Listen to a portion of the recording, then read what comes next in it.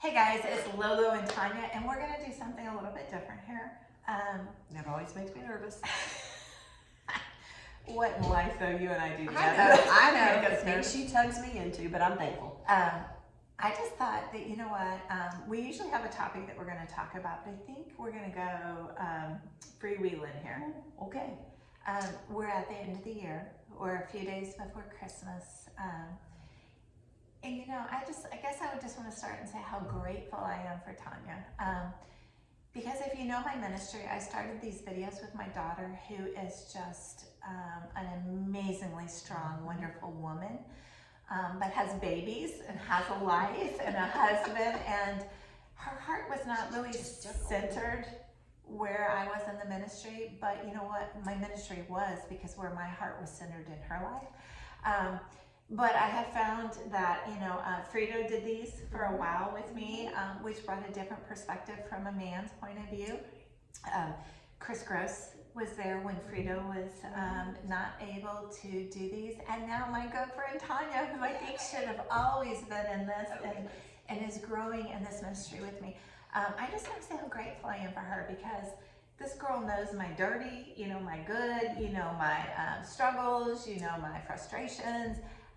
And you know, there is always a person that God puts in your life that doesn't care about your past. You know, they just want to be fully present for you, and that is Tanya Green. Well, and I could say the same about you. Well, We both have dirt. We both have indiscretions. We know a lot. I love you still. I'm not ever going to judge you. And it's just, and also you hold me accountable. And I look to you and I see how you, both of us, but you changed. And then I said, if she can do it, I've got to change. And man, God took a hold of two stubborn, strong-willed women. And now look at how he's changed us into that obedient, and that, I know I can say I'm a lot more humble to my husband and just everyone in general, and not such a hothead and not so angry all the time. You know, just antsy. And so I thank you for allowing me to be part of your ministry and always bringing me into things that I don't know what we're going to do, but every time I'm blessed, every single time, and I'm like, I can't believe I did that. It would have been years ago that I would have been scared to death to pray out loud in public, or to pray with a person. No, I can't do that. But now it's like, ask me to do it. Yeah. I'm anxious, eager to do it. And every morning when I lay in bed, I know I always try to wake up 30 minutes just to talk to God before I get up. And one thing I always say, you know, I don't know where you're taking me today. I don't know what opportunity you're putting in front of me, but if you do put that opportunity in front of me, I will do it.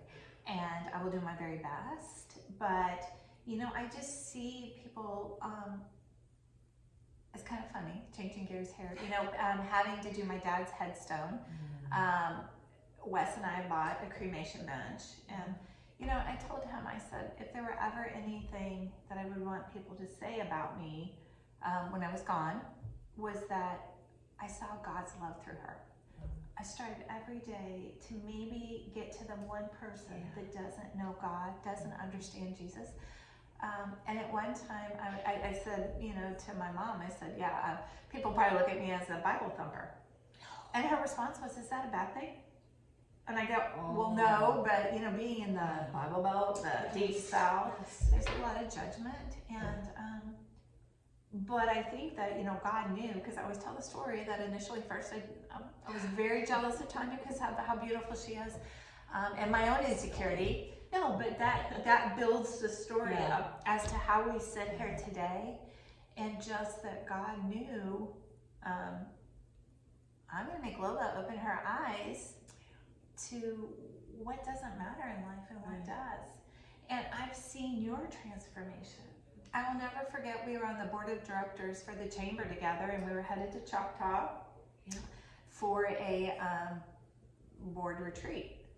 And for some reason, in the car that day, we started talking about God. We started talking about ex-husbands. We started talking about very, very personal things and struggles that we had. And I will never forget that conversation, because I'm like, this is changing our whole relationship.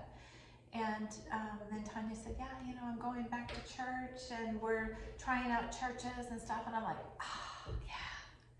Why does that make me so happy? But it does, But because you had been transformed. And I think we want to surround ourselves with like-minded people that have the same beliefs. And not that we're simple-minded or, closed-minded. And maybe you've been praying for that for me, and who knows? But I am so grateful for that. And now it's so interesting to see how we had so much in common before in a bad way. Yes. And now we have so much in common still in a good way. Absolutely. And it's just like we haven't gone apart because, Lolo's, I have seen you change, and what's this about? Yeah. Work in me. Yeah. And you and I have talked about the people who have fallen away from us Yeah. because of our transformation. Yeah.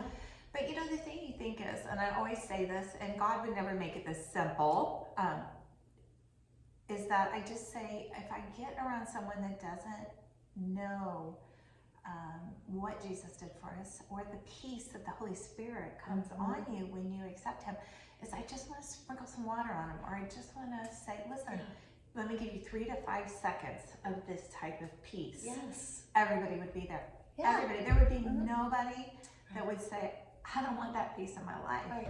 Because that peace gives us, when we go through crisis, when we go through the tough times, when we go through illness, that peace and joy that is in us is so different than what people expect. Yeah.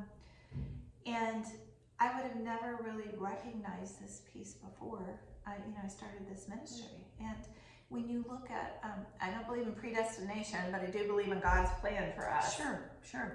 And unfortunately, we have free will, and we can pull away, which is not good. But the blessing is that God will never turn away from us. And God will always forgive you if you ask for His forgiveness. His goal is to have everybody in heaven with us. He doesn't want anybody not to be there.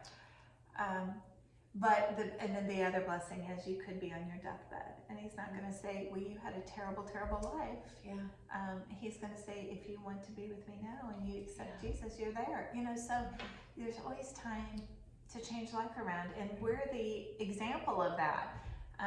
Carousing, cussing, well, not carousing, because to me that's looking for men, but going to happy. We had our men, but we were just, Yeah, we have awesome men that God has blessed us with after horrible times. But, going to happy hours, and I was talking to one of your friends the other day about how you used to go to lunch and have drinks at lunch and then go back to work. I'm not saying I didn't do that, but just living for that 4:30, pour that huge glass of wine, or getting a new credit card so I could max it out. That's not what life is. When you accept Christ, when you feel that peace, you have a provider. You don't have to worry about it. And when we have Him and we have that peace, we don't need those other things. We're not looking to spend. We're not looking to drink. We don't need those things. They're no longer necessities. They're not a crutch for us anymore. They were crutches. Yes. That we had a void we were trying to fill, and now we've filled that with the Holy Spirit. So there you go. Wild and off topic, and just whatever we can talk about. But we're pretty authentic and pretty very organic. Yeah. And I always tell people I don't have the best language skills. Don't make fun of me. Me either. And I'm going to continue to stumble and fall and get back up. But every word you're going to hear from us is from our heart, and we're not afraid to share it. So may you be blessed, and may you have the peace that we have today.